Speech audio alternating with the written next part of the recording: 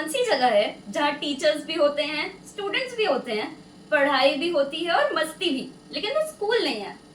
नहीं पता? अरे इट्स ट्यूशन, जहाँ पढ़ाई भी होती है और सीट के लिए लड़ाई भी, दोस्तों से गप्पे भी लड़ाते और करते एक दूसरे की टांग खिंचाई भी, फ्रेंड्स के साथ स्कूटी पे घूमते रहना क्लास के बाद, और वो ट्यूशन के बाहर वाले मोमोज भी आते हैं बहुत याद।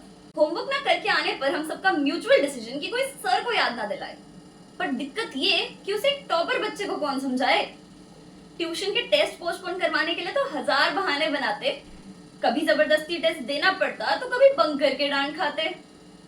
स्कूल में कम पढ़ते ये सोच के कि ट्यूशन में पढ़ लेंगे, पर भूल जाते थे कि हमारे दोस्त ना तो खुद पढ़ेंगे और ना हमें पढ़ने देंगे। फिर जब एग्जाम्स पास आते तो हम सुबह से शाम तक ट्यूशन में ही पाए जाते, और पूरे दिन पढ़ने पर कभी सर बर्गर तो कभी पिज्जा, कभी समोसे तो कभी ब्रेड पकौड़े की देते ट्रीट। और बात चाहे पढ़ाने की हो या किसी का मजाक उड़ाने की, हमारे टीचर्स को नहीं कर सकता कोई बीट।